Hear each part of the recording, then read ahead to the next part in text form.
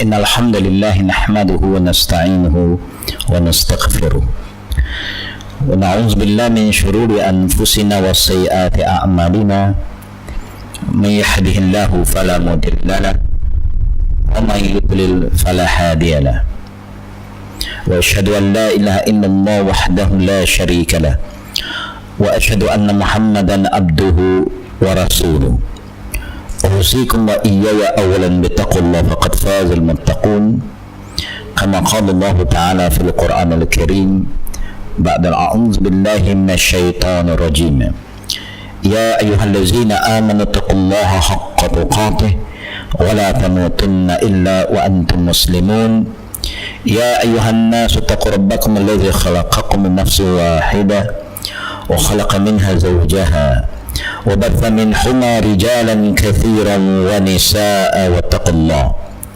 واتقوا الله الذي تساءلون به وأرحام إن الله كان عليكم رقيبا يا أيها الذين آمنوا اتقوا الله وقولوا قولا سديدا يصلح لكم أعمالكم ويغفر لكم ذنوبكم ومن يطع الله ورسوله فقد فاز فوزا عظيما أما بعد فإن خير الكلام كلام الله وأحسن هدي محمد صلى الله عليه وآله وصحبه وسلم وشر الأمور محدثاتها وكل محدثة بدعة وكل بدعة ضلالة وكل ضلالة في النار. Assalamualaikum warahmatullahi wabarakatuh. Alhamdulillah, segala puji adalah milik Allah Rabbul Alamin, Tuhan yang telah menjadikan semua makhluknya. Dia juga yang telah menghidupkan sesiapa yang dikehendakinya, dan dia juga yang akan mematikan siapa yang Allah telah takdirkan ke atasnya. Dia itulah yang telah menyediakan macam jenis rezeki yang baiknya untuk diberi kepada hamba-hamba yang beriman dan beramal soleh, dan yang buruk juga Allah jadikan tetapi bukan untuk hamba-hambanya yang beriman kepadanya. Semoga Allah Subhanahu wa ta'ala tetapkan iman kita, keyakinan kita, sabar kita dan tawakalnya kita kepada Allah Rabbul Alamin yang menjadikan semua makhluknya, termasuk syaitan, jin dan lain-lain. Jemaah yang kami muliakan, pada kelas-kelas yang sudah telah banyak kita mendengar huraian-huraian dan juga syarahan-syarahan yang telah disyarahkan oleh guru kita supaya kita umat Islam kembali pada Quran dan Sunnah sebagai panduan hidup kita. Dan apabila kita ingin kembalikan kepada panduan Al-Quran dan Sunnah, kita tentu akan menghadapi macam-macam ujian, cubaan yang datang daripada luaran dan juga dalaman diri kita dan keluarga kita. Sebab itu kita hendaklah bersedia untuk membuat perubahan, untuk meninggalkan 4 perkara yang sudah menjadi kebiasaan, supaya kita jadi manusia yang lebih beriman kepada Allah, bukan lebih beradat tetapi lebih beragama. Di antaranya kita mesti sanggup tinggalkan kebudayaan kita. Kita sanggup pula tinggalkan kebiasaan kita. Kita sanggup tinggalkan kepahaman kita yang lama yang bertentangan dengan Quran dan Sunnah. Waalaikumsalam. Dan akhirnya kita sanggup tinggalkan sikap perangai kita yang selama ini telah belajar ilmu tetapi masih ada keraguan-keraguan yang datang kepada diri kita dari masa ke semasa. Walaupun kita telah mempelajari ilmu sehingga bertambahnya dari ilmu fardu ain kepada ilmu yang bukan fardu ain. Apa yang dinamakan ilmu fardu ain? Ilmu fardu ain adalah ilmu yang ada kaitan dengan rukun Islam yang 5. Itu perlu dipelajari, dipahami oleh kita semua supaya kita jadi orang yang pakar dalam bidang itu. Supaya bila ada orang tanya kita tentang apakah kehendak syahadah, kita sudah dapat jelaskan kepada mereka apa itu kehendak dua kalimat syahadat. Dan apabila orang tanya kita tentang solat, kita tahu nak ceritakan tentang kelebihan solat, kepentingan solat, peradaban solat, tumanina, rukun, syarat dan lain-lainnya. Dan kita telah faham, kita telah boleh dikatakan faham dan pakar dalam bidang solat infradi, seorang diri, solat berjemaah, ada adab solat masbuk dan solat-solat jenazah dan juga yang lain-lainnya ada kaitan dengan solat. Begitu ya, kita tentu sudah paham tentang ibadat puasa, yang mana yang fardu, yang sunat, yang mana yang patut kita tinggalkan sewaktu kita berpuasa dan lain-lainnya. Begitu juga tentang zakat, haji dan umrah.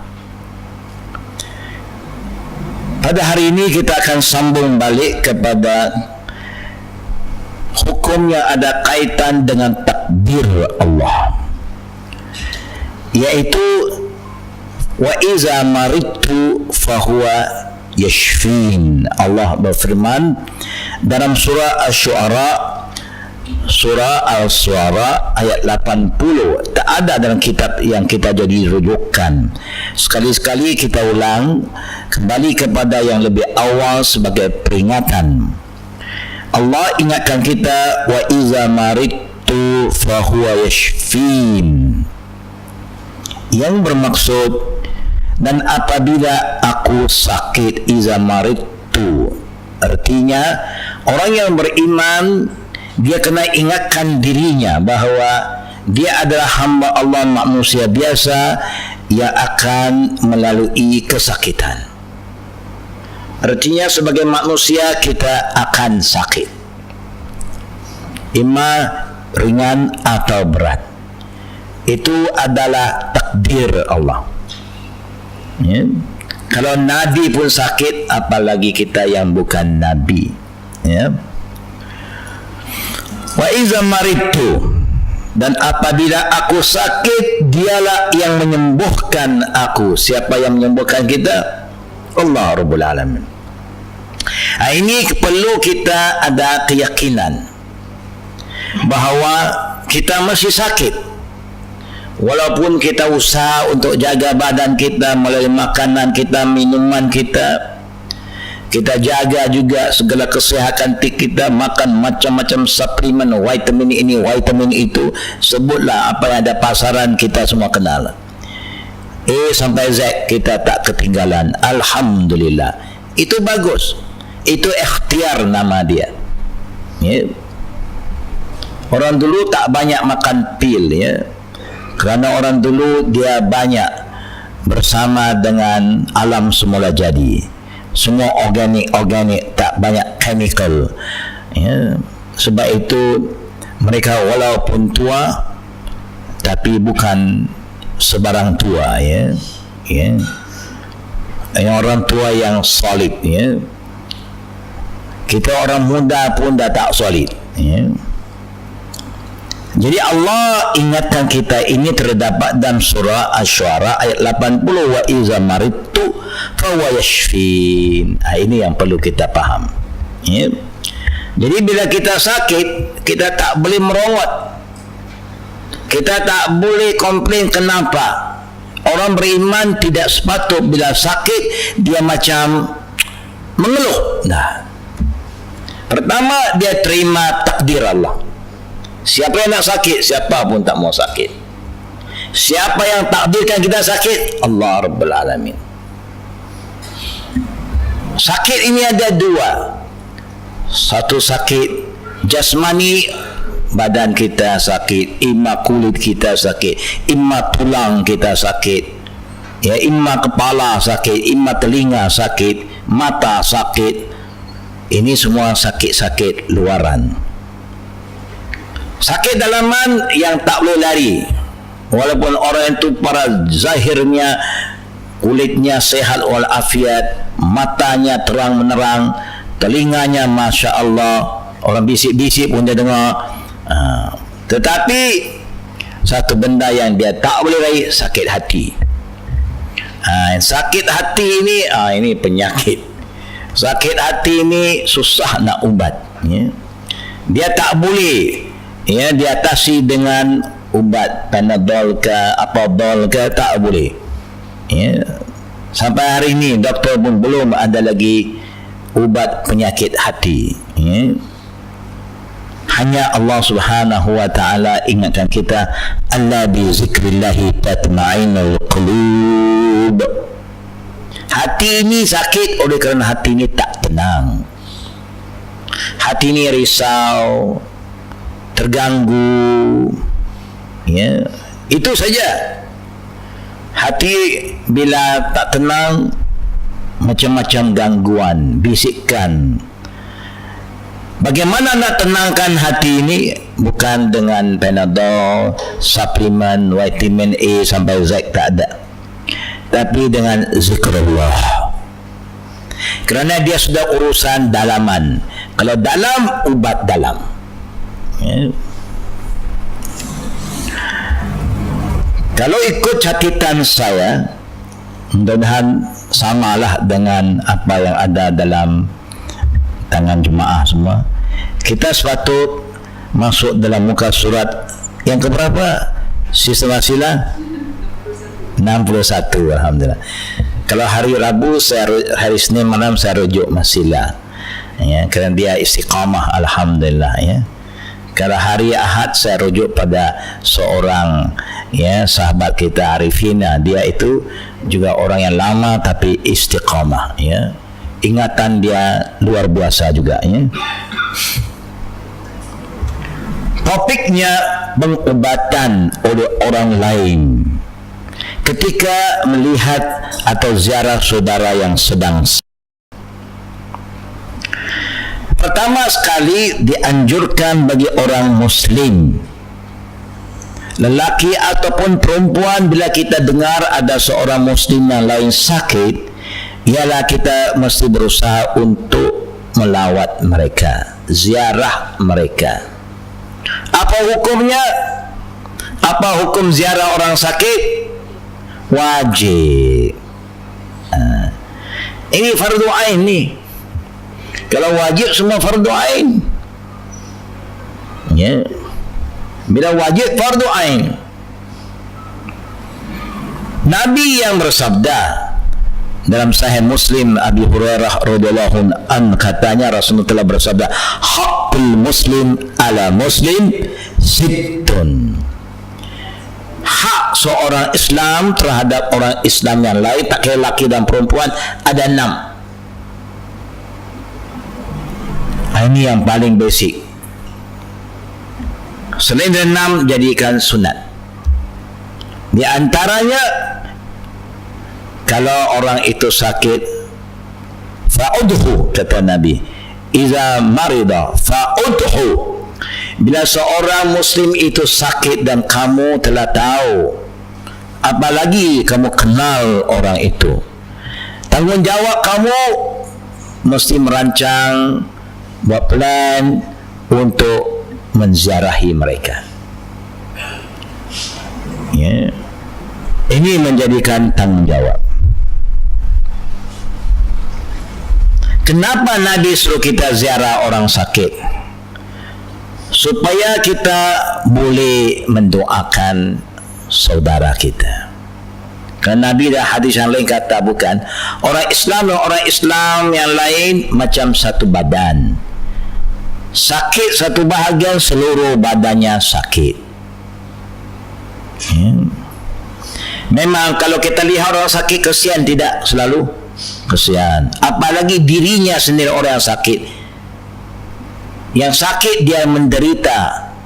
Orang yang tak sakit, lihat dia pun dah menderita. Susah juga. Kita pun susah. Yang sehat pun susah. Khususnya family-nya. Sakit ini satu ujian dan satu peluang. Ujian bagi orang yang sakit, peluang bagi orang yang tak sakit untuk berbakti kepada orang yang sakit. Tapi umumnya kita anggap penyakit itu musibah. Umumnya musibah pada satu Ya, keadaan tetapi pada hakikat ada hikmahnya. Ya, setiap musibah ada hikmahnya. Secara tidak langsung kita tahu orang sakit, dosa dia pun tak kurang. Ya. Pertamanya orang sakit, dosa dia tak kurang. Ada juga orang sakit, dosanya masih berterusan. Ya. Kalau dia hanya sakit kaki, tapi mulut dia tak jaga, ini dia punya sakit berterusan. Musibah tanpa musibah. Jadi memberi peluang kepada orang orang tak sakit ziarahnya untuk mendapat kelebihan Allah. Samping kita mendoakan dia, ada macam-macam doa yang kita boleh baca. Ada doa yang datang dari Nabi kita Muhammad sallallahu alaihi wasallam, ya. Dan juga dia juga akan doakan kita. Cantiknya agama Islam selalu mengingati sesama umat Islam doa, mendoakan antara satu dengan lain. Tidak seseorang hamba muslim yang menziarah orang sakit yang belum datang ajalnya, ya, lalu dia ucapkan 7 kali doa berikut: As'alullah al-azim Rabbul arshil azim ayashfiyak. Aku mohon kepada Allah yang maha agung, Rabb arsy yang agung, yang memelihara arasy yang agung, agar dia Allah menyembuhkanmu. As'alullah al-azim Rabbul arshil azim ayashfiyak. Siapa yang baca? Orang yang ziarah orang sakit, berarti orang sehat. Tapi kadang-kadang di hospital sekarang orang sakit ziarah sakit, sama-sama sakit. Kebetulan dia duduk tak jauh kan, jadi dia jalan tengok member dia. Ya, alhamdulillah ya.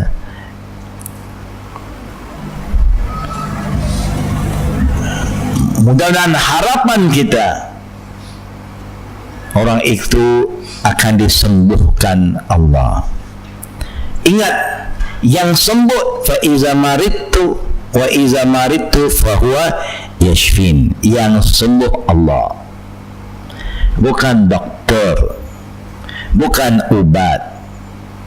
Yang sembuh itu Allah, ya. Ini masalah keyakinan. Setiap takdir Allah itu satu ujian tentang keyakinan kita. Adakah kita yakin ubat itu yang menyembuh? Tidak. Allah yang sembuh, ubat itu sebagai perantaraan saja. Itu usaha manusia. Ubat itu datang daripada siapa? Asalnya datang dari Allah. Bahan-bahannya datang daripada bumi. Manusia yang menjadikan ubat, yang produce ubat itu, Allah juga yang jadi. Ilmu perubatan Allah juga yang bagi. Kesemua balik kepada Allah. Tapi sekarang orang Islam dan orang tak Islam lebih kurang sama saja. Dia punya kepercayaan macam seakan-akan ilmu itu asing. Dianggap agama dengan dunia itu terasing. Tidak. Setiap benda yang kita buat, kita tidak lupa bahawa Allah yang maha berkuasa yang menggerakkan kita untuk melakukan sesuatu. Dia yang izinkan kita bergerak. Setiap ilmu yang kita pelajari, yang kita faham juga datangnya dari Allah. Nabi juga Muhammad sallallahu alaihi wasallam. Jangan lupa selawat atas Nabi setiap kali kita dengan nama dia disebut. Nabi kita Muhammad sallallahu alaihi wasallam bila menziarah orang sakit, beliau biasanya mengucapkan la ba's, tahur insyaallah taala. La ba'sa, tahur insyaallah taala. Senang ya doa dia. Kalau boleh baca banyak-banyak. Tak boleh baca yang yang sikit ni, yang kecil, la ba's, tahur insyaallah ta'ala. Yang bermaksud tidak mengapa, semoga sakitmu ini membuat dosamu bersih.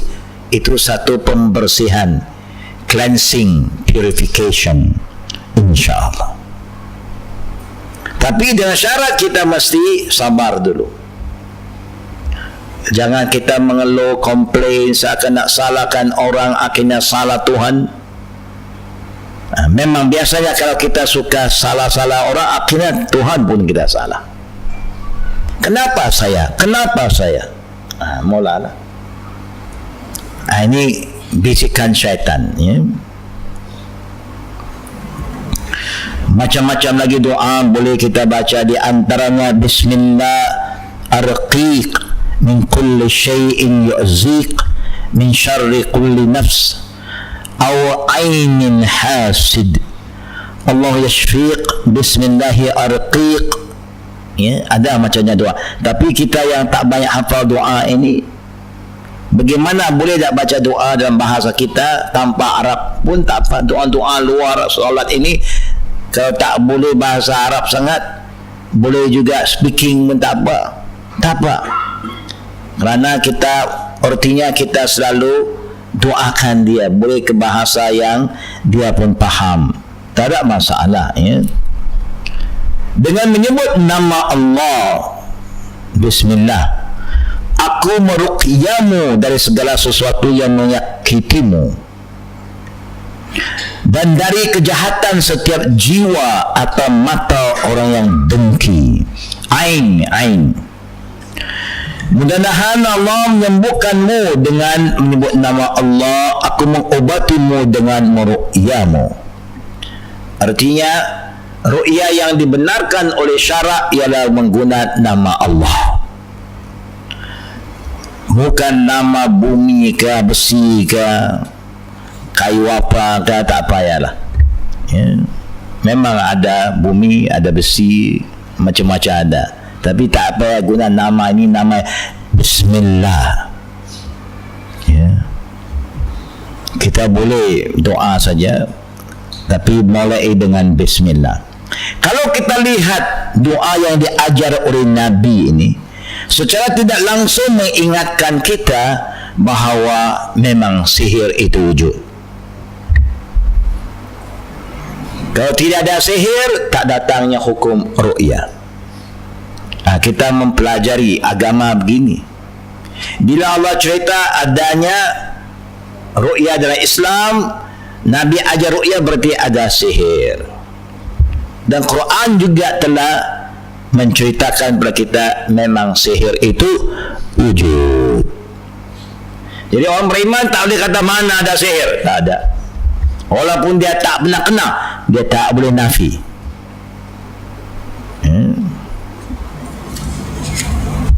Begitu juga secara tidak langsung, doa ini mengajar kita menerima hakikat tentang adanya ain.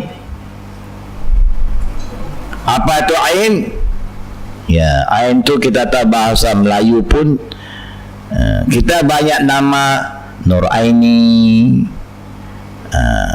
artinya cahaya mataku. Sayyidina Utsman dapat gelaran dari Nabi, apa dia? Ya, Sayyidina Utsman Nur Aini, kerana dia dapat kahwin dengan dua cahaya mata anak Nabi kita Muhammad sallallahu alaihi wasallam.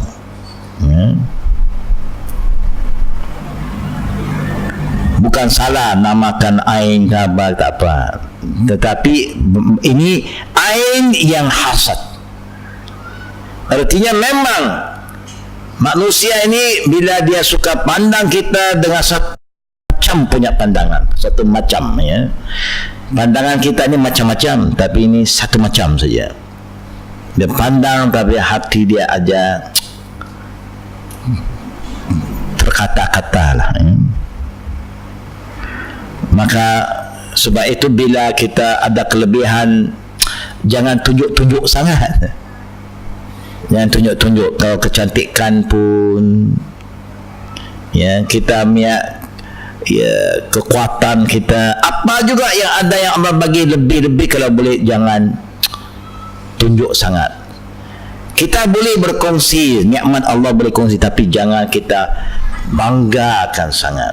Takut bila orang dengar, telinga dia pun satu macam pedih, akhirnya mata dia tengok kita pun lain macam, ya. Sebab itu Nabi ingatkan lelaki bila dia dah tua pun, sudah ada uban, jangan dia tukar warna jadi hitam. Kalau nak inai silakan, ya. Baca orang kan tengok kita, wah, ya, nampak, wah, ini umur berapa ni, muda lagi. Tengok rambut saya, taklah saya muda. Tengok satu uban pun belum ada. Ini semua ain lah, kita galak ain untuk melihat kita.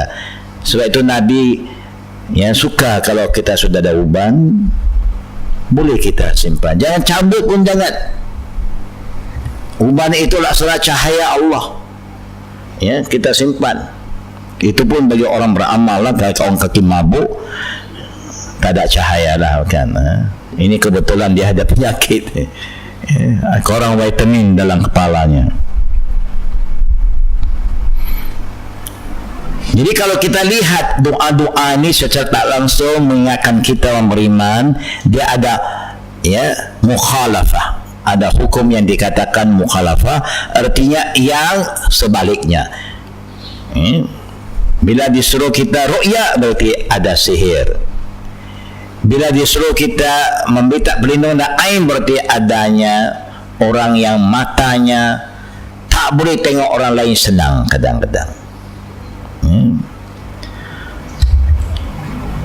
Boleh juga kita baca bismillahi yubriq wa min kulli da'in yashfiq wa min syarri hasidin iza hasad wa syarri kulli zi'ainin. Dengan menyebut nama Allah, mudah-mudahan dia Allah membebaskan dirimu dari segala penyakit. Mudah-mudahan Allah akan menyembuhkanmu, melindungimu dari kejahatan orang dengki jika dia mendengki, dan dari kejahatan orang yang mempunyai mata jahat. Hasad dengki ini pun satu, ya, perasaan yang semua orang ada. Semua orang ada. Hasad orang Melayu panggil apa, ya? Hasad itu Arab. Orang Melayu panggil apa? Ya? Dah. Melayu ada bahasa dia sendiri. Ya? Dia kata hasad dengki. Hasad bahasa Arab. Ya. Kita ni memang dengki lah, tak puas hati, cemburu. Kita ni memang, ya, cemburu sikit, ya. Tengok orang lebih kita macam tak senang, ya. Tengok orang senang kita pun tak senang. Ada saya tak kena, kan? Artinya hati ada problem, ya. Jadi memang kita tahu manusia semua ada. Kita pun kadang tengok orang lebih pun adalah iri hati itu kadang-kadang, kan. Hati itu macam tak puas hati lah sikit, bukan? Itu biasalah kadang-kadang. Tapi kalau kita belum jalankan dengki kita, itu artinya kita masih dapat mengawal, ya. Orang yang jalankan hasad dengki memang dia tetap berdosa. Ia ada hasad, belum you jalankan hasad, you belum berdosa lagi. Contohnya bila kita tengok itu tak senang hati kita, mulalah kita fitnahkan orang, ceritakan pasal dia, mulalah dia datang dosa kita. Kalau kita berdosa melalui lidah, bahasa Melayu kata dosa basah. Kerana lidah kita banyak air liur. Sebab itu dia bahasa, dia cakap pun smooth, ya, jalan lancar, ya. Itu kan dosa bahasa, kan. Dosa bahasa ini berat. Dosa kering itu dia ringan sikit, okay. Ya, sekali lagi, dosa kering itu yang bukan dari lidah lah, ya, dari otak kita terfikir tapi belum keluar. Ini semua berat. Ini belum berat lagi, tapi ini ya, kalau dah keluar dah berat, ya.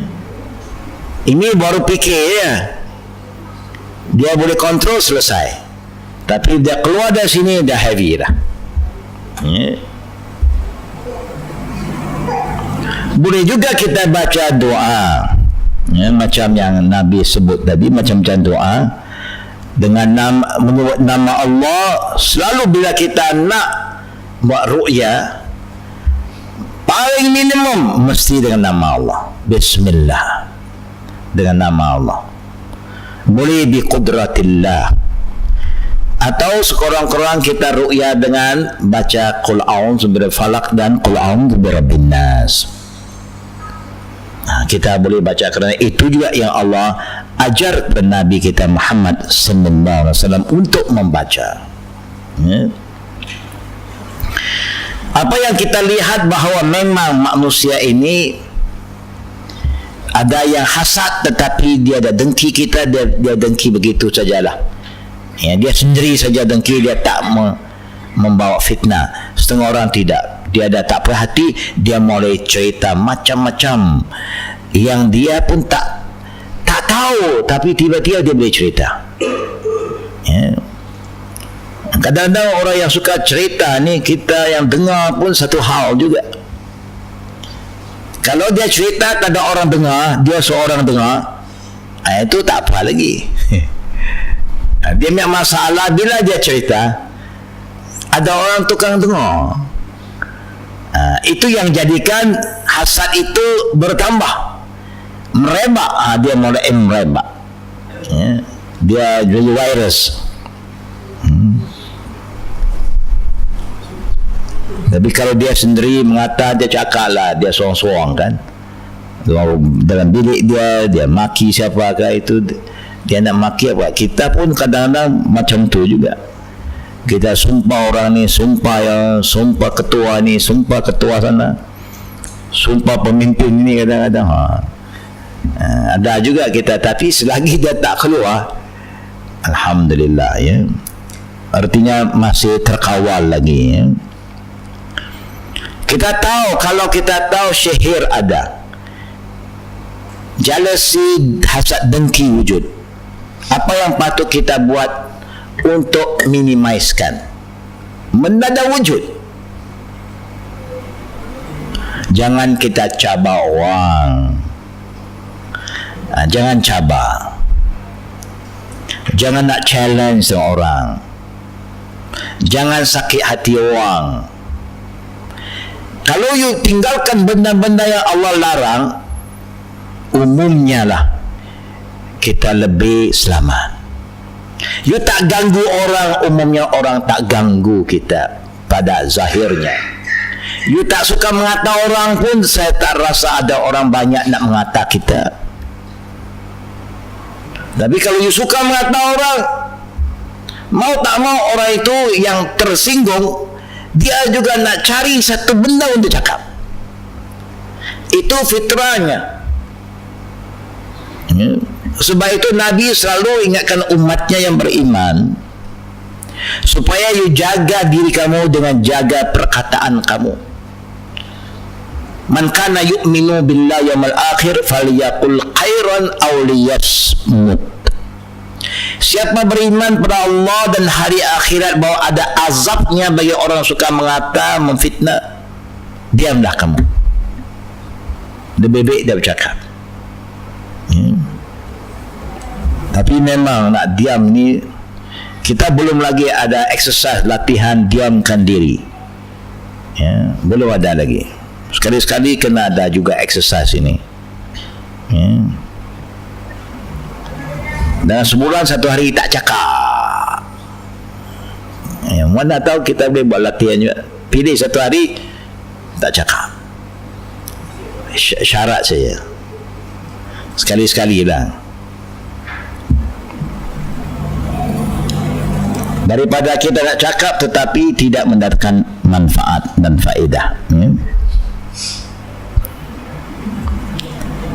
Punca kepada penyakit-penyakit hati ini dan juga ru'ya orang buat sihir dan juga orang yang menjalankan kedengkiannya, pertama oleh kerana banyak kesilapan yang kita lakukan, kelemahan kita yang terdedah. Sebab itu kalau kita ada kelemahan, kalau dapat kita kawal kelemahan supaya kelemahan itu tidak terdedah pada orang lain, alhamdulillah, orang tidak akan cakap pasal kita. Kadang-kadang kelemahan kita menyebabkan orang akan mengata. Kelemahan kita juga orang mengata. Sebab itu sikap kita ini penting. Akhlak kita ini perlu kita jaga. Contohnya kalau kita tidak mau orang kata ini baik sangat pun orang kata kadang-kadang. Tak elok memanglah semula jadi orang akan mengata. Pengotor kita pun orang kata juga. Orang tu pengotor tu. Jadi semua yang kita buat ini kalau tak hati-hati, tengok orang tu makan gelojoh tu macam orang kata juga. Pasal kita tak jaga adab. Sebab itu Islam itu agama yang kaya dengan adab makan, ada adab minum, ada adab kita bercakap, ada adab kita pergi tempat mana juga ada adab. Jadi bila kita jaga adab, orang tak boleh nak cakap tak elok. Pasal fitrah manusia, dia mengakui kebaikan, dia iktiraf kebaikan. Kebaikan yang bukan nak menunjuk-tunjuk lah, tidak ya.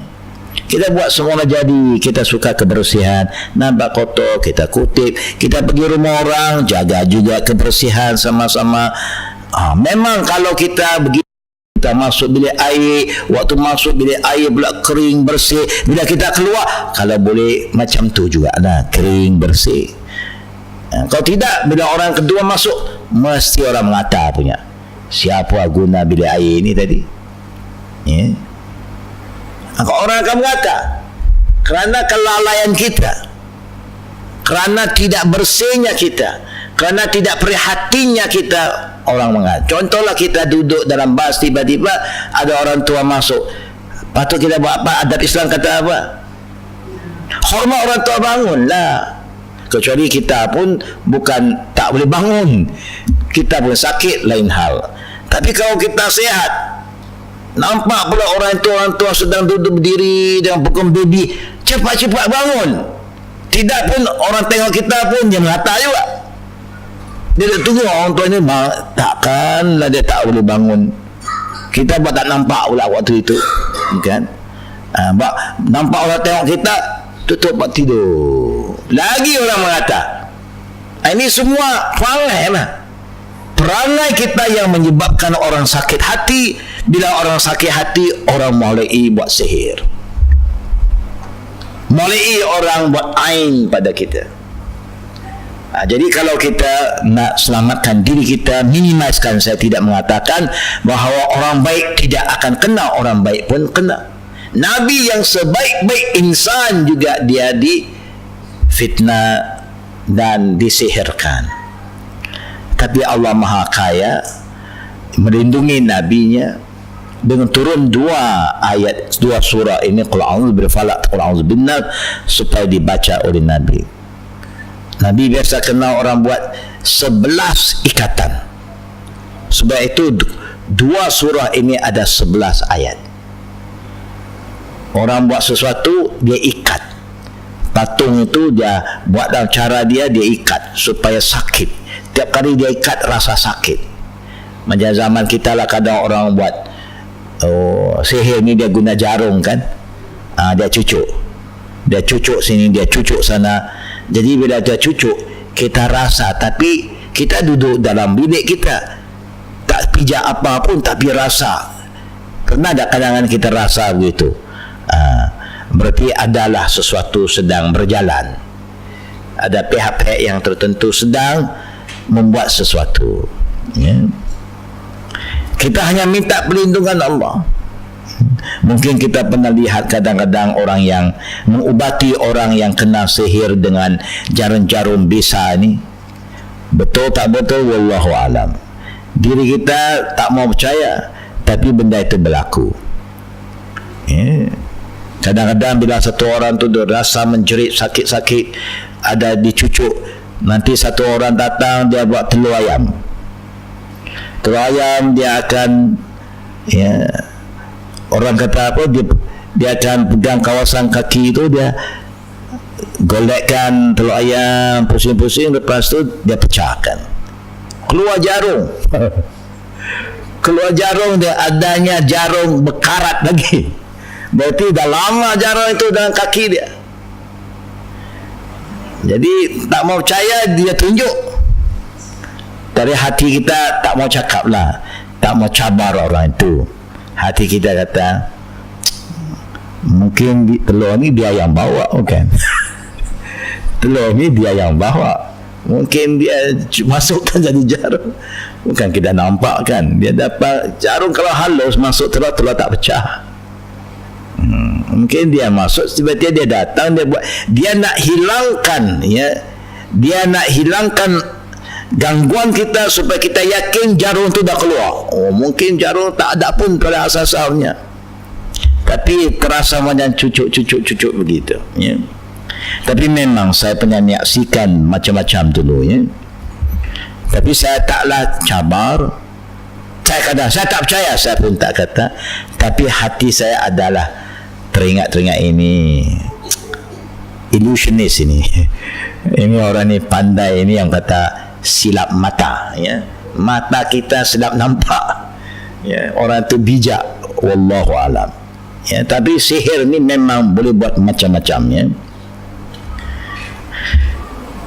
Yang penting kita jangan kita percaya bahawa orang sihir itu ada kekuatan yang boleh mematikan kita. Tidak boleh, Yang mematikan kita hanya Allah, tetapi Allah izinkan sesuatu itu berlaku. Mungkin ada hikmah yang Allah lebih mengetahuinya. Yang penting jelasnya orang sakit dia ingat Allah. Orang sakit umumnya dia ingat Allah. Daripada panggil bapa, mak, Allah, ya Allah, itu adalah kalimah. Waktu ia tak sakit, susah nak sebut nama Allah kadang-kadang, Yang jelasnya orang sakit tu saja korang. Itu semua hikmah-hikmahnya. Di pengubatan dengan ru'yah, kita nak ubat orang secara ru'yah, mesti ikut yang disyaratkan oleh Islam. Tidak diragukan lagi bahawa penyembuhan dengan Al-Quran dan dengan apa yang diajarkan oleh Nabi Muhammad sallallahu alaihi wasallam adalah satu ru'yah. Merupakan penyembuhan yang bermanfaat sekaligus sebagai penawar yang sempurna. Sebagaimana kita tahu beberapa ayat di dalam Quran Allah telah jelaskan. Satunya di dalam surah Al-Fusilat ayat 44, Allah berfirman di antaranya, qul huwa lillazina amanu huda wa shifa. Ini cerita tentang mukjizat Al-Quran. Katakanlah Al-Quran adalah petunjuk dan penyembuh bagi orang-orang yang beriman. Jemaah muslimin dan muslimat kita, Al-Quran yang kita baca selalu ini, bagi kita orang yang asalnya muslim dari kecil telah baca Quran, tentu kita tak dapat rasa kehebatannya sangat, kerana kita belum diuji oleh Allah dengan Quran.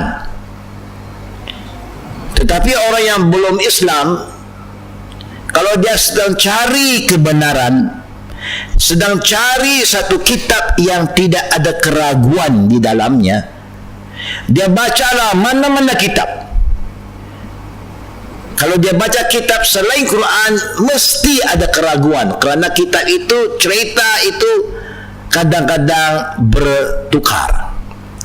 Susunan katanya juga berbeza. Karena melalui pengarang, setiap pengarang dia ada susunan kata-katanya tersendiri.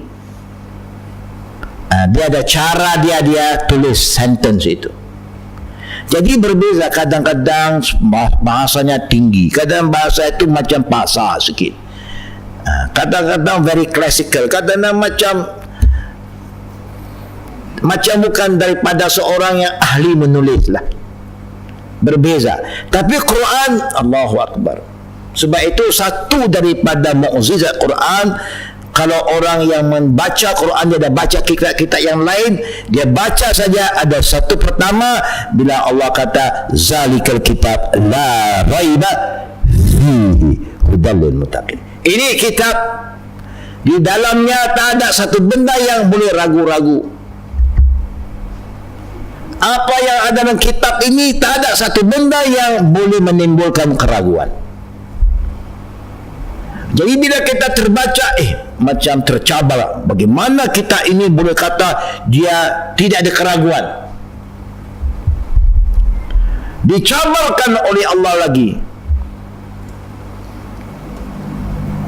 Apa Allah cabar lagi kemudian tentang Quran? Allah cabarkan supaya kamu, dia yang turunkan Quran, kalau kamu ragu, mimma raiba fi, ragu, panggillah semua manusia yang kamu kenal, ahli bahasa ke, ahli sastra ke, panggil semua. Panggil jin-jin lagi, panggil, buat macam satu ayat ini. Dua kali kena cabar. Satu cabar kata tak ada keraguan, kita belum habis baca dah Allah buka-buka lepas Fatihah, tak ada keraguan. Lepas tu Allah cabar lagi, kalau you tak percaya, mimma nazzalna ala abdihi fa'tu bi suratin min misli wad'u syuhada'akum min dunillah in kuntum sadiqin. Panggillah pembantu-pembantu manusia jin, buat satu surah. Tak mampu manusia buat. Sebab itu kitab ini bila Allah turunkan pada Nabi, ayat-ayatnya bila Nabi baca pada orang-orang ahli bahasa di kalangan orang Bani Israel. Orang Bani Israel memang sastrawan. Bila dia dengar saja ayat yang dibaca oleh Nabi, dia kata ini bukan ucapan karangan manusia. Ini perkataan begini mesti datang daripada tempat yang tinggi. Kerana orang yang ahli bahasa semua ada di situ. Ahli sastra bila dia baca saja, Nabi pula terkenal dengan orang yang taati membaca, taati menulis. Bagaimana dia boleh sebut perkataan-perkataan itu? Kerana itu adalah wahyu Allah. Nah, satu daripada kelebihan Al-Quran ini ialah dia hilangkan keraguan. Ragu-ragu ini satu penyakit. Tengoklah setengah orang kalau nak semayang ragu-ragu, susah hati kita. Seorang ambil wuduk ragu-ragu, Allah sakit kita. Bukan. Saya dah pernah cerita dulu, kita ada satu kawan baru ambil wuduk, lepas tu dia rasa macam ada kawasan saya tak basuh, ambil wuduk sekali lagi. Lepas ambil sekali, dia bangun nak masuk semayang, dia keluar balik, dia kata kaki saya tadi mungkin saya lupa nak basuh. Akhirnya saya tengok, kesian dia, you sekarang basuh, ambil wuduk, saya tengok ya. Selepas tu saya kata sudah, you dah basuh, semua dah basuh. Okey. Pasal dia sendiri ragu-ragu. Walaupun saya kata tak kot, pasal kita tak tengok kan. Kita hanya nak timbul keyakinan saja. Ya. Orang begini kalau dia jalan, kalau ada air mata jatuh, dia memang dia mesti balik mandi punya. Pasal dia banyak keraguan. Macam kita senang kan, kalau jalan-jalan rumah pangsa ni flat-flat, kadang ada orang sidai kain baju je basuh, air jatuh kena kita. Senang je tengok, okey, tak apa, selesai. Ingat ini langitnya, air langit habis. Jangan tanya, air apa yang jatuh, tak payah lagi. Tak payah, Islam tu mudah. Allah ingatkan kita lagi dalam surah Isra, wa nunazzilu minal Qur'an ma huwa shifaa wa rahmatul lil mu'minin. Dan kami turunkan dari Al-Quran sesuatu yang menjadi penawar dan rahmat bagi orang yang beriman. Ini mukjizat Al-Quran, hilang keraguan. Mukjizat Al-Quran sebagai penawar syifa bagi orang yang beriman kepadanya.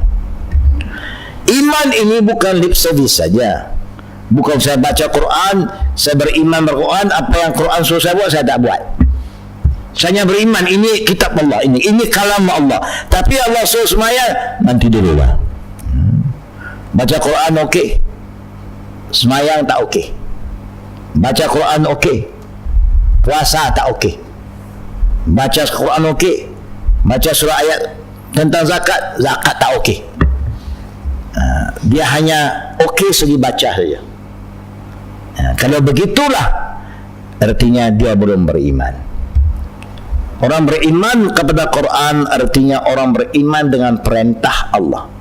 Suruhannya dia buat, larangannya dia tinggal. Macam tiap-tiap hari Jumaat, imam khatib akan ingatkan semua jemaahnya, ittaqillah haqqa tuqatih, bertakwa pada Allah dengan membuat segala perintahnya, dan meninggalkan segala larangannya. Tiap-tiap Jumaat imam kata, tinggalkan segala yang Allah larang dan kerjakan segala yang Allah suruh. Apa nak segala?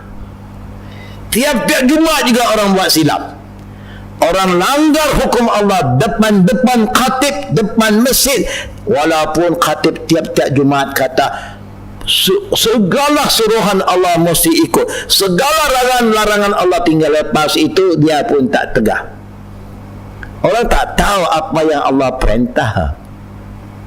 Itu yang saya sebut, alhamdulillah, Sultan Brunei dah mulai keluar kenyataan hari Jumaat tak boleh menjaga. Waktu Jumaat tak boleh, mesti berhenti, kedai mesti tutup. Orang kata habislah, kita punya perniagaan merosot ya. Kita mesti percaya rezeki datang dari Allah. Kalau Allah suruh berhenti niaga, ketika itu berhentilah. Ini suruh buat segala perintah Allah, dia niaga lagi. Tak pernah pun ada siapa pergi tegur. Ya. Jumaat yang lalu saya tengok, saya keluar hari Jumaat, ramai anak-anak perempuan di Masjid Mujahidin ini. Saya tanya budak perempuan, anak-anak tak semayang? Kami perempuan. So perempuan tak payah semayang. Tak, kami ustaz-ustaz tak suruh semayang Jumaat pasal perempuan. Kamu sekarang ada di mana? You tepi masjid kan, depan masjid you tak semayang, rugi besar. Sekurang-kurangnya boleh ambil bahagian dengar khutbah, dapat pahala. Jumaat bukan mesti untuk lelaki saja, perempuan pun boleh, bukanlah wajib. Tapi kamu tu ada depan masjid. Kenapa tak latih, tak tarbiakan, biasakan anak perempuan supaya dia pun biasa dengan sembahyang Jumaat? Tepi masjid, tak ada sebab untuk you kata tak boleh. Oh, dia kata masjid dah penuh lelaki. Tak apa, kawasan tepi masjid itu ada tempat sekolah kan, kawasan tu dia berbuat. Asal dia boleh dengar, budak-budak boleh ikut. Tapi tak terfikir kita, seakan-akan Jumaat perempuan boleh buat apa aja suka walaupun depan masjid. Mana boleh? Di mana letaknya tarbiyah Islam? Ini tunjuk gagalnya sebagai imam, gagal sebagai ahli jawatan kuasa masjid, gagalnya guru-guru agama. Kita pernah pergi negara-negara seperti Fiji, yang mana orang Islam umumnya orang daripada keturunan India. Masjid-masjid dia semua dia bina tepi sekolah. Alhamdulillah. Dia bukan majoriti Muslim sana, tapi walaupun minoriti Muslim, dia buat sekolah tepinya ada masjid. Habis sekolah semua pergi ke masjid supaya dia dekatkan pelajar-pelajar ini dengan masjid. Jadi budak-budak besar dengan tepi masjid. Dia ada latih supaya dia makmurkan masjid. Laki, perempuan disuruh pergi. Inilah yang perlu ya kita lakukan. Kalau kita kata saya beriman pada Quran, Quran ini sebagai syifa, rahmat bagi orang beriman. Pengertian dari Al-Quran pada ayat di atas adalah Quran itu sendiri. Kerana Al-Quran secara keseluruhan adalah penyembuh sebagaimana disebutkan dalam ayat di atas tadi. Lalu kita tahu Quran ini dia macam satu benda yang terpelihara fi lauhin mahfuz. Berarti siapa-siapa yang menghayati Quran, yang ambil Quran sepanduan, dia juga akan terpelihara, mahfuz. Sebagaimana Quran itu terpelihara, orang yang hidupnya berpandukan per Quran dan Sunnah, dia terpelihara. Pertama, dia terpelihara daripada kesesatan. Kedua, dia akan jauh daripada keraguan.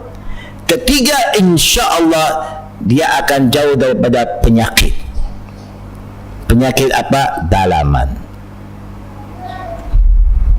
Penyakit dalaman banyak, takut, bukan? Perasaan takut, sikit-sikit takut, ya, hujan takut, angin takut, pasal bunyi kan, dia bunyi suatu dia takut. Bunyi lagi takut. Biasanya kan kalau satu rumah tak bunyi lagi kita takut.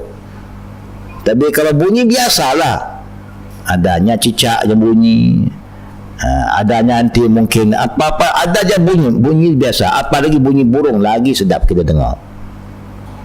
Tapi orang takut dengan ini, takut kegelapan, takut ini, macam-macam.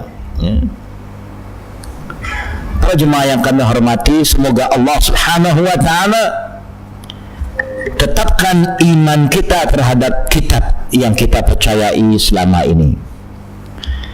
Dan kita tidak hanya cakap saja, baca saja, faham saja, kita yakin dengan menghayati Al-Quran. Saya contoh sedikit saja sebagai penutup majlis malam ini. Kita yang dah baca Quran, alhamdulillah. Yang belum, kita doakan supaya dia mulai belajar untuk membaca. Yang dah baca, dah pandai baca, kita harap dia boleh pandai hafal pula. Kemudian dia faham, insya-Allah. Dan ingat, ya, dalam Islam dia ajar kita dua jenis ilmu, fardu ain, fardu kifayah. Sebelum kita nak tambah fardu kifayah, yang mana orang dah buat, berarti kita tak perlu. Kita kesian pada diri kita, fokus pada fardu ain dulu. Ilmu Islam bukan macam ilmu sekular. Ada kos begini, 3 bulan habis, 6 bulan habis, bukan begitu. Tak pernah zaman Nabi dia buat satu kos 3 bulan, 6 bulan, tak ada. Ilmu Islam itu ilmu harian, ilmu kehidupan. Sepatutnya kita semua yang ikut Quran dan Sunnah dah lama ini, tentang fardu ain kita dah okey lah, anytime kita boleh mengajar orang. Pasal kita kena faham syahadat, tuntutan syahadat yang la ilaha illallah Muhammad Rasulullah, salat semua, sembahyang fardu, adab salat, salat fardu, sembahyang sunnah, semua kita dah tahu. Kalau kita belum tahu, belum patah balik pada bidang itu tu. Kalau itu dah okey, tambah lagi apa yang penting, apa yang kita anggap penting dalam hidup kita sekarang. Contohnya, kita rasa penting makan minum, kita pelajari hukum hakam, mengenal pasti makanan minum yang mana yang halal, yang baik, supaya itu yang kita promote untuk diri kita, promote pada anak isteri kita semua. Kita kena ada ilmu. Kalau kita rasa kita perlu memahami cara-cara nak kahwin, kerana anak kita tak lama nak kahwin, kita kena fokus bahagian itu, supaya bila sampai masa kita dah tahu nak kahwin cara syariat bagaimana, nak kahwin cara sunnah Nabi bagaimana. Kalau kita rasa penting kita mempelajari ilmu bagaimana nak menyambut kelahiran bayi, kita belajar bab itu. Kalau kita rasa penting kita nak belajar ilmu tentang masalah menghadapi kematian, belajar ilmu itu yang mana kita akan menghadapi selalu. At least ilmu-ilmu yang ada kaitan dengan sesuatu yang kita hadapi, kita sudah alhamdulillah. Orang tanya kita pun kita boleh sampaikan, kita boleh ajar mereka macam sahabat-sahabat Nabi. No problem. Semua sahabat Nabi bab itu semua dah clear. Kita dah belajar macam-macam ilmu. Bab-bab begini kalau berlaku, pening kepala kita. Don't know what to do. Panik kadang-kadang. Artinya kita belum selesai lagi. We are not focused. Sahabat Nabi bab-bab ini no problem, everybody know what to do already. Kita masih problem kerana kita lari sini, lari sana, ilmu kita ilmu berlari ke sana sini, ke sana, akal kita pun terlupa lah akhirnya, pasal benda tidak ada kaitan dengan kehidupan kita. Belajar sesuatu yang ada kaitan dengan kehidupan kita, keperluan kita yang kita akan hadapi tiap-tiap hari. Faham insya-Allah. Itulah cara sahabat belajar ilmu. Sebab itu bab ini semua sahabat dah boleh buat, sebab tengok dakwah Islam begitu cepat berkembang dan orang Islam semua orang dah faham fardu ain oleh kerana sahabat dulu begitu. Cara dia belajar ilmu, dia fokus, ada kaitan dengan sesuatu yang ada kaitan kehidupannya. Contoh, kita sudah ada anak, ilmu tarbiyah anak-anak secara rabbani bagaimana kita belajar, supaya kita tahu betulkan anak kita. Ilmu tahara bagaimana supaya kita ini bersih. Ini contohnya. Dan baru cantik Islam itu. Tapi sekarang kita punya ilmu dah jauh sangat, tak sampai pula kepada yang kita cari, tak kita jumpa. Yang kita dah ada tercicir, kerana kita dah not fokus. Mudah-mudahan Allah mudahkan kita untuk memahami ilmu fardu ain, dapat kita mengamalkan dia dengan baik dan dapat kita sampaikan dengan baik, insya-Allah. Kalau ada soalan, dipersilakan.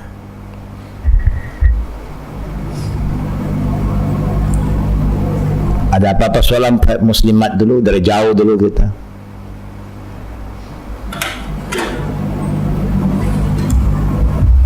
Somebody passed.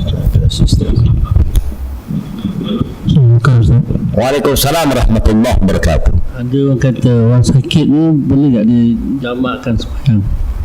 Orang sakit di hospital Anak dia suruh jamakkan sembahyang boleh?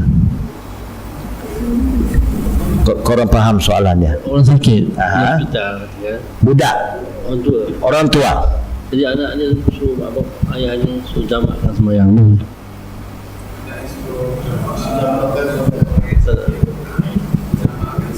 Oh, jamakkan salat. Ya, satu benda yang kita mesti selalu ingat para orang sakit supaya jangan tinggal salat. Kerana kita dah sakit, sepatutnya semakin sakit semakin dekat pada Allah.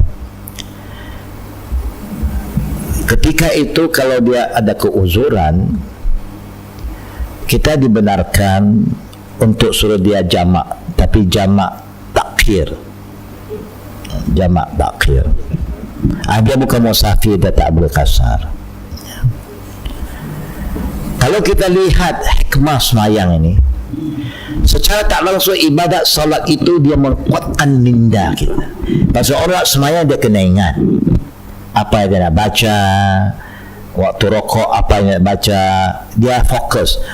Waktu dia ikidal apa dia baca, takkan dia nak baca subhan rabbil azim. Waktu dia bangun rokok tak ada, dia akan baca sami Allah liman hamidah. Waktu sujud dia akan baca subhanal a'la, dia tak akan baca subhan rabbil azim, kerana itu telah ditentukan. Jadi secara tak langsung orang yang solat itu dia boleh menguatkan mindanya. Itu adalah satu latihan. Manusia bila sakit lama-lama dia nak minda yang kita takut ini, when the brain tak function. Selagi dia masih function, kita minta dia jangan tinggalkan semayang. Boleh. Hanya jangan tak ingatkan dia tentang semayang. Melalui itu kita boleh tahu kekuatan kesihatan minda orang tua kita. Kita suruh masa mungkin dia sebelum sakit pun dia dah semayang. Sekarang dia semayang, tiba-tiba semayang zuhur 4 rakaat, 2 rakaat dia dah salam dah. Berarti kita tahu dia punya kekuatan minda dia dah turun 50%. Tapi kalau kita takut dia lupa, kita boleh ingat, mak, ayah tadi semayang apa? Zuhur lah. No, ingat lagi, alhamdulillah. Berapa rakaat? 4 lah. Tapi dia buat 2. Kalau dia kata 4 tapi dia buat 2, kita ingatkan dia. Tapi bapak tadi buat 2. Naklah 4. Kalau dia kata 4, dia reconfirm 4, jangan suruh dia ulang lagi. Kerana ingatan dia tak betul. Kalau dia suruh dia ulang, dia akan buat macam tu. Dia dah tahulah. Sebab itu ketika itu macam apa yang Allah perintah kita, fattaqullah mastata'tum. Itu saja dia mampu. Dan masih semayang juga. Setengah orang 1 rakaat saja. Yusuf dia ulang balik. Okeylah. Oh, 1 Allahu Akbar. Lepas 1 rakaat atau 1.5 dah salam lah. At that point of time you dah tahu. You jangan paksa lagi. You bergaduh dengan dia dah. Lagi dia sakit. Waktu itu dia dah tak ingat betul. Ya, jadi hanya dia tak boleh cerita pasal dia dah tak ingat apa yang dia buat, minta ingat. Tapi kerana dia ada amalan itu waktu dia sihat, dia boleh buat. Tapi dia tak ingat, berapa tak fokus anymore. Macam orang yang sakit tenat, kita sudah jangan lupa sebut la ilaha illallah, talqinkan dia. Dia pun sebut la ilaha, cukup. Jangan ulang balik la ilaha illallah macam dia tak sebut lagi. Cukup. Bahagian kita sudah cukup. Orang lain datang pula sebutlah dia punya baik, tapi kebahagiaan kita sudah cukup sekali. Ya, boleh, no problem. Kita kena suruh bagi galakkan pada dia. Ada soalan tentang muslimat?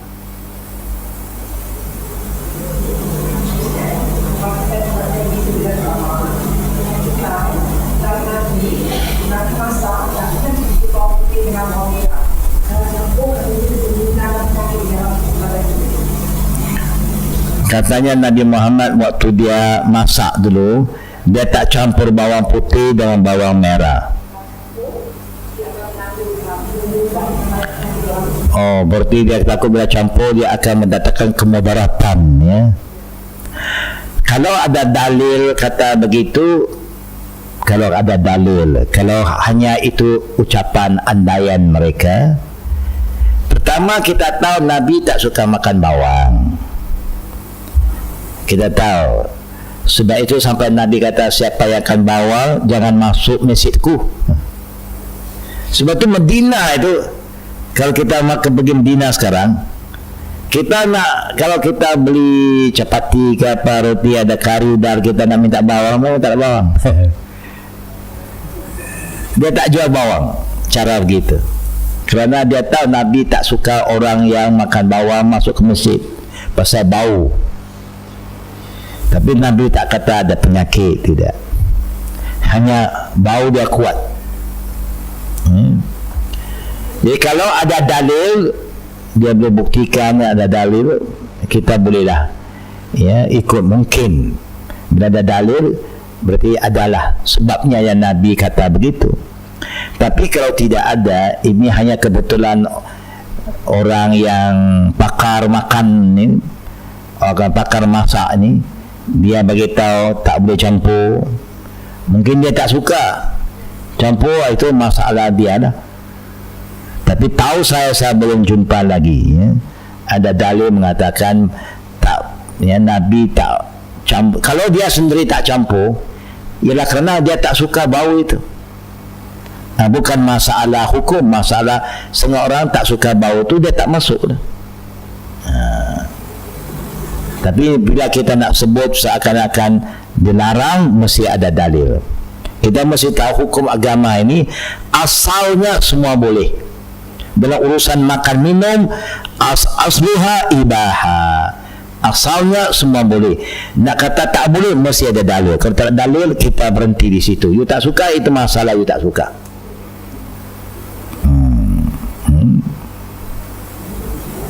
Jadi kalau kita boleh ingat ustaz tu punya nombor telefon ke apa ke, boleh kita follow up, nak tahu mana dalil dia itu. Contohlah kita suka, Nabi pun suka, ya, kalau ikut kesihatan kita makan buah-buah dulu sebelum makan nasi, bukan? Zaman Nabi nasi tak banyak, dia makan roti, bukan? Seperti orang Arab sampai hari ini, waktu nasi ada, roti mesti ada. Kita dah nasi dah tak makan roti, bukan? Dia double kabur, ya. Tapi bagaimana, ya? Kalau seorang kita sudah biasa makan dulu, buah kemudian. Ya, mungkin perut kita dah biasa begitu. Ya, perut kita dah biasa dengan nasi, kita makan nasi, problem. Semua orang yang tak biasa makan nasi, dia makan roti, tak makan roti, problem. Masing-masing punya body dah lain, dia punya, ya, apa nama itu, molding dia lain macam. Hanya kata Nabi dalam agama Islam ini asalnya, kalau kita lihat pada hukum fiqah, ibaha, dibenarkan. Sehingga ada larangan, kita kata okey. Kalau satu orang tak berkenan, itu dia sendiri tak berkenan, tak jadi hukum. Ada soalan terakhir. Musliman ada soalan lagi? Tidak, alhamdulillah, ya. Faham apa yang saya sebut akhir tadi? Be fokus kepada cari ilmu. Kita kena tahu ilmu mana yang penting bagi kehidupan saya. Apa yang saya rasa penting, yang saya akan menghadapi, orang akan tanya saya, umumnya saya nak, ya, mantapkan ilmu itu. Itu saya tak tahu. Tuan-tuan dan puan-puan saja tahu ilmu apa yang you korang segi itu, yang you tahu penting, you kena fokus bahagian itu. Itulah harapan kita, insyaAllah, sehingga kita bertemu pada waktu yang lain. Subhanakallahumma bihamdika, asyhadu an la ilaha illa anta, astaghfiruka wa atubu ilaik. Para jemaah, kita hari Ahad ini kita ada bundle sale, lah. Kita lihat Al-Qadim bundle sale pada hari Ahad ini. Jadi kalau siapa yang jemaah yang rasa ada waktu untuk ya bersama kita, the volunteers especially, jangan lupa hubungi ya muslimat kita atau hubungi si Senariman untuk kita ya sama-sama membantu menjayakan aktiviti bundle seal kita, insyaallah ya. Assalamualaikum warahmatullahi wabarakatuh.